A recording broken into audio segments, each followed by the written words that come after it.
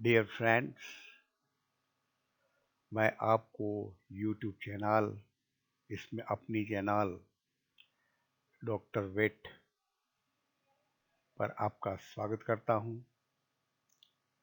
इसी स्लाइड में मैं चयापचय संबंधी रोग के बारे में बात करने वाला हूं। हमने एक स्लाइड देखी, प्रसव आंशिक पक्षाघात, भाग 1 देखा। यहाँ हम इसका भाग 2 के बारे में बात करेंगे। भाग 1 में हमने जो उसके सिम्टम्स थे, लक्षण थे, उसमें पार्ट 1 देखा। अब हम दूसरे चरण के बारे में और आगे यहाँ देखेंगे।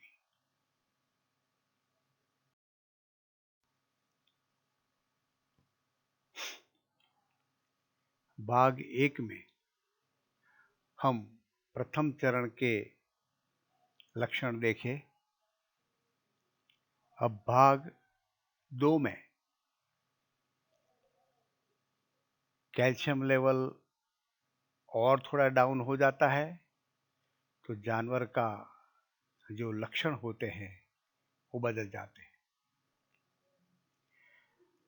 द्वितीय चरण में जानवर वक्ष या छाती पर बैठ जाता है और लंबे समय तक बैठे ही रहता है।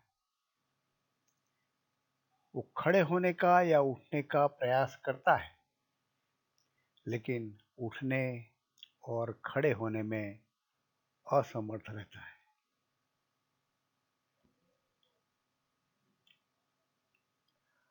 वो खड़ा नहीं हो पाता है। खास इसी चरण में उसका एक नैदानिक विशेष आसन बनता है, जिससे निदान किया जाता है कि ये प्रसव पक्षाघात है। ये आसन कैसा है? खास आसन है, जिसमें जानवर वक्ष या छाती पर बैठ जाता है। उसकी गर्दन सीधी न रख के वो मोड़ लेता है साइड में, और उसका सिर पेट पर रखकर आराम करता है। एक खास आसन है, उससे निदान कर सकते हैं।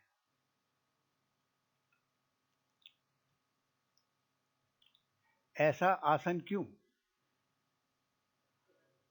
तो एक चीज ऐसी है कि वो जो गर्दन सीधी रखते और उसका सर वो जो सीधा रखता,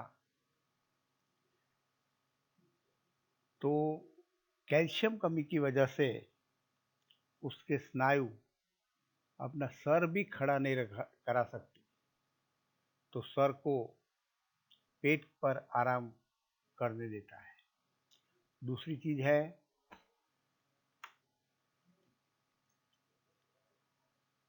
कि कैल्शियम की कमी की वजह से शरीर ठंडा पड़ जाता है, उनको बहुत ठंडी लगती है।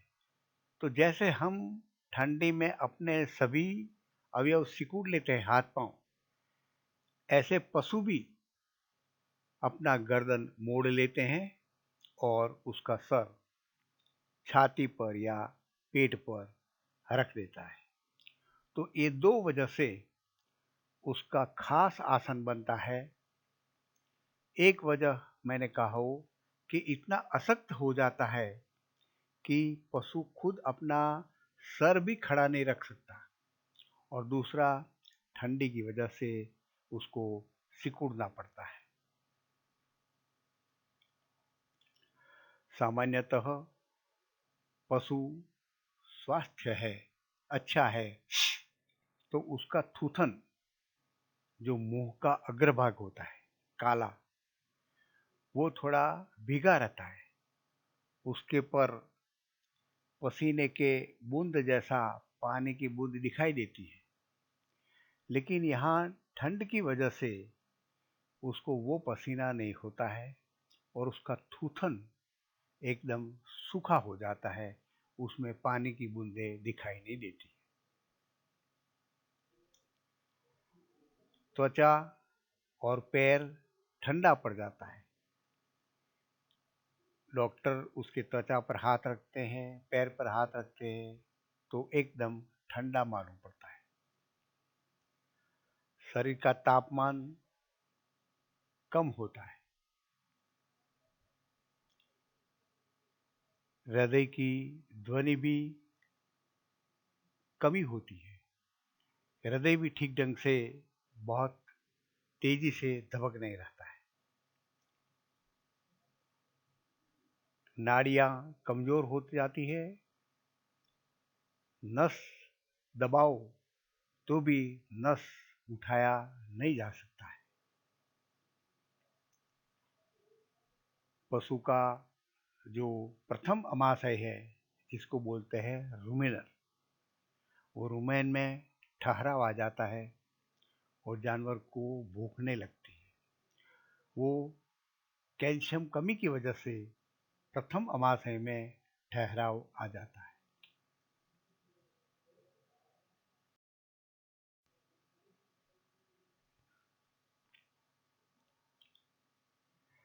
कैल्शियम और कम हो जाने की वजह से और समय से सारवार न मिलने की वजह से पशु का जो लक्षण होता है वो तीसरे चरण में प्रवेश करता है और इसमें पशु बाजू पर लेट जाता है, पड़ा रहता है। जानवर कैल्शियम कमी की वजह से इतना कमजोर हो जाता है कि वक्ष और छाती पर बैठने भी असमर्थ रहता है। वो बैठ ही नहीं सकता, साइड में गिर जाता है, साइड में लेट जाता है और भूमि और जमीन पर पड़ा रहता है। बैठना, उठना और खड़े होने में बिल्कुल असमर्थ होता है। शरीर का तापमान और कम हो जाता है और पशु का शरीर एकदम ठंडा हो जाता है।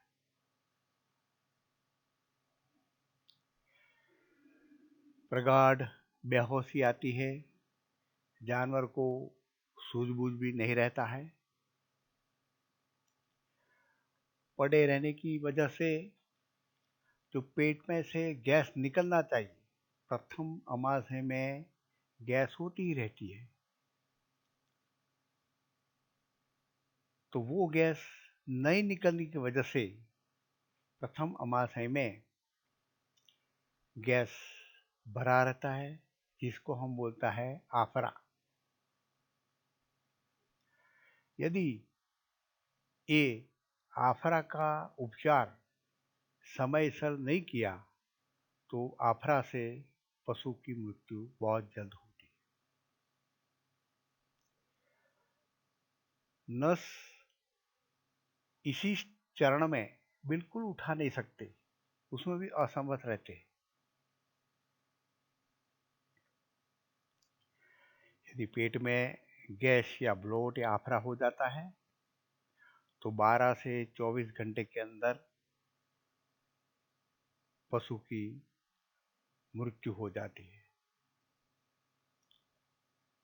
सामान्यतः पशु की मृत्यु श्वसन की विफलता के कारण होती है। उसका सांस बंद हो जाता है और मृत्यु हो जाता है।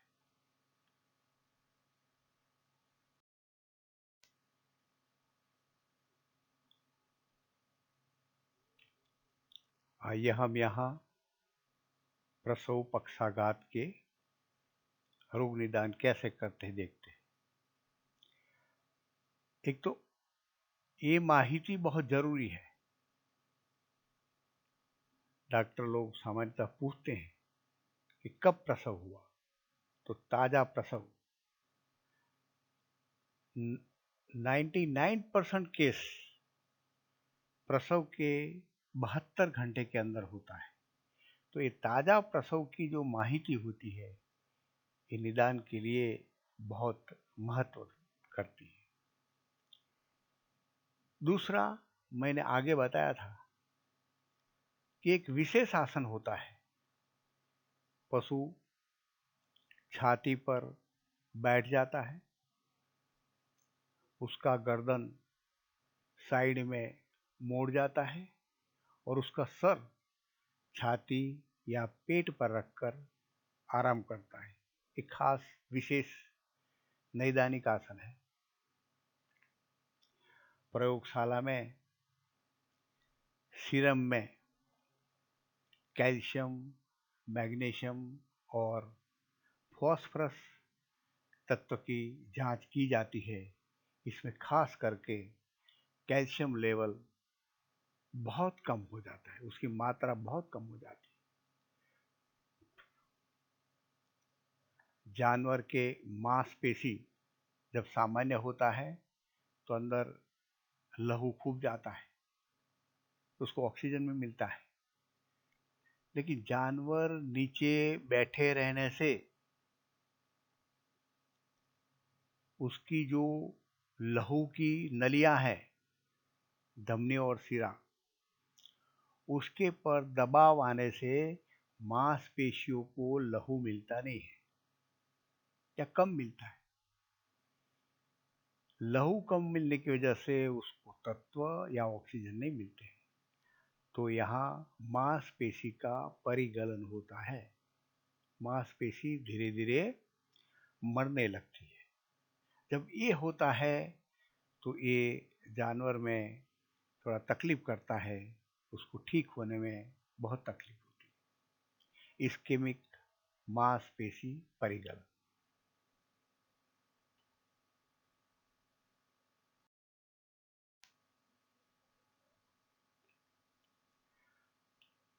प्रसव पक्षाघात के इलाज के बारे में माहिती देते हैं। यहाँ खास ध्यान रखना, पहला चरण के दौरान यदि उपचार हो जाता है तो ये आदर्श माना जाता है। 100% रिकवरी और अच्छा हो जाता है,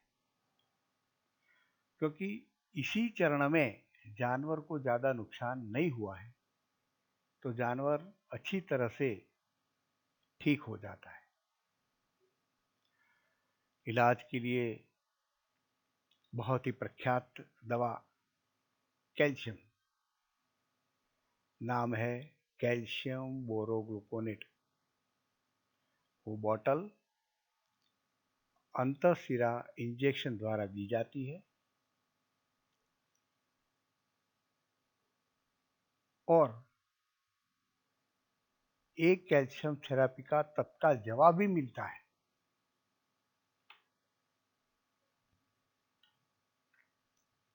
जैसे ही कैल्शियम बोरोग्लूकोनेट रक्त में गया, तुरंत कैल्शियम लेवल नॉर्मल होना शुरू हो जाता है, तो तुरंत पशु ठीक होना भी शुरू हो जाता है। 10 से 15 मिनट में जानवर में थोड़ी ध्रुजारी कंपन आ जाता है, जानवर खड़ा हो जाता है। खड़ा होने के बाद थोड़े समय में वो झाड़ू पेशाब भी करता है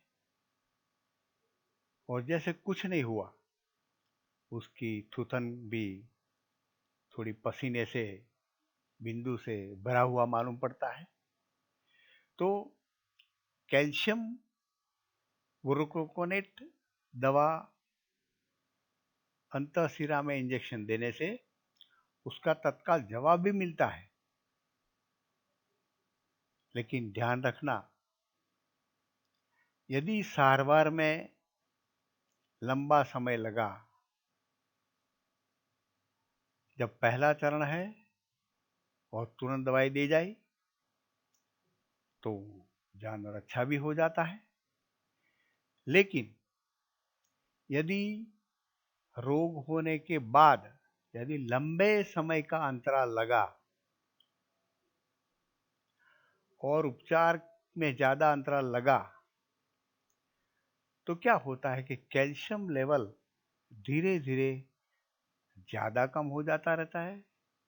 जानवर नीचे बैठे रहने से उसकी धमनी शिरा पर थोड़ा दबाव आता है, जिससे मैंने कहा ना, इस्केमिक मांसपेशी परिगलन होता है। तो यहाँ ज़्यादा यदि ये हो गया इस्केमिक मांसपेशी परिगलन, तो कैल्शियम बोरोल देने से भी जवाब नहीं मिलता है, क्योंकि कैल्शियम मात्रा तो ठीक ढंग से आ गई रक्त में, लेकिन ये मांसपेशी काम नहीं करता है। तो इसी वजह से फिर क्या होगा, जल्दी जवाब नहीं मिलेगा, जल्दी अच्छा नहीं होगा और पशु बैठे रहता है, खड़ा नहीं होता है। इसको बोलते हैं डाउनर काउ। फिर कैल्शियम देने से उसका ठीक ढंग से ठीक नहीं होता है। तो डाउनर काउ की घटना न हो, ऐसा हमको ख्याल रखना है कि जैसे ही प्रथम चरण हुआ तुरंत ही कैल्शियम बोरोटिक दवाई दी जाए। कोई ज़्यादा अंतराल न हो तो जानवर का ठीक होने का चांस ज़्यादा रहता है।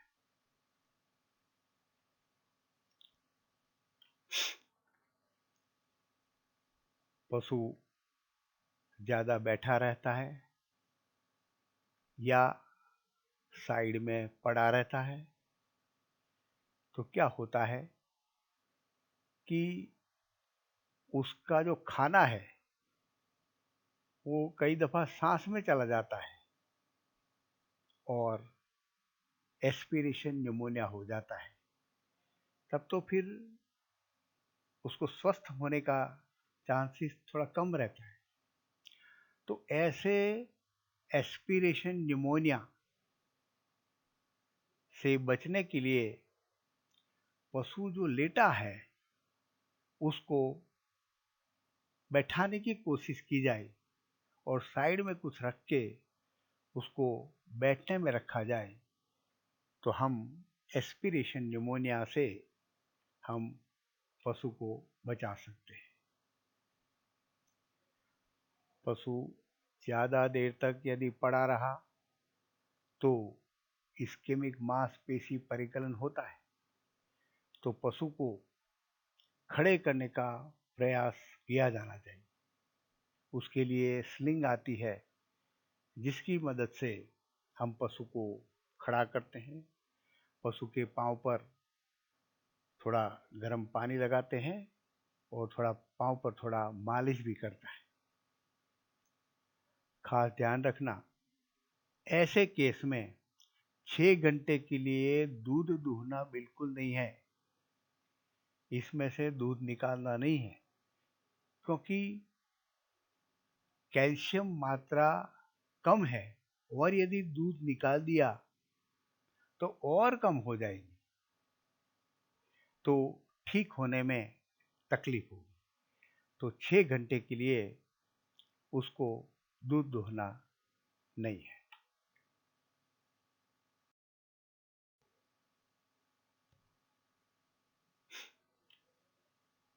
रोग हो जाता है, प्रथम चरण में है तो कोई तकलीफ नहीं, लेकिन रोग बढ़ता है तो फिर तकलीफ हो जाती है। तो उसका निवारण कैसे करें? तो गर्भावस्था का 3 हिस्सा होता है, प्रथम हिस्सा, दूसरा हिस्सा, तीसरा हिस्सा। तो इस तीसरे हिस्से के दौरान उसको अच्छे आहार का प्रबंधन करना चाहिए। कई पशुपालक उसी तीसरे हिस्से के दौरान कैल्शियम देते हैं, लेकिन वो ज़्यादा कैल्शियम देना नहीं चाहिए। पशुपालन की पशुपालक की मान्यता होती है कि ज़्यादा कैल्शियम देने से ये रोग नहीं होगा, लेकिन गलत बात है। गर्भावस्था के तीसरे हिस्से के दौरान यदि ज़्यादा कैल्शियम दे दिया तो ये प्रसव पक्षघात होने का चांसेस बढ़ जाता है। एक खास ख्याल, आहार में एकदम भारी बदलाव ना करें। यदि बदलाव करना है तो धीरे धीरे करें। 5-6 दिन में धीरे धीरे करके आहार का बदलाव कर सकते हैं। गर्भावस्था के दरमियान विटामिन डी भी दे सकते हैं। और जब ऐसा अपने को लगे कि अभी कैल्शियम लेवल कम हो जाने जा रहा है और प्रथम चरण से अपने को मालूम पड़ा कि जानवर को ठीक नहीं लगता है, तो हम आंशिक दोहना है। जानवर से पूरा दूध नहीं निकालना है। पशु का मादा का प्रथम दूध कराठा या खीरा है, उसमें बहुत कैल्शियम होता है। यदि पूरा का पूरा दूध निकाल दिया तो कैल्शियम कम होने का चांसेस है। यदि ऐसा लगे तो हमको आधा दूध निकालना है, पूरा दूध निकालना नहीं है। एक खास ख्याल रखना।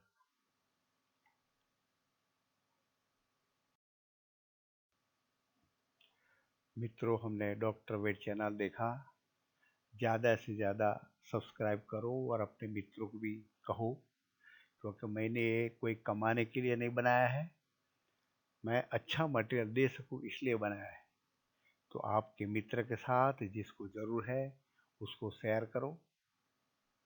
और ये चैनल आपने देखा इसलिए आप सबका मैं खूब खूब धन्यवाद करता हूँ। आभार।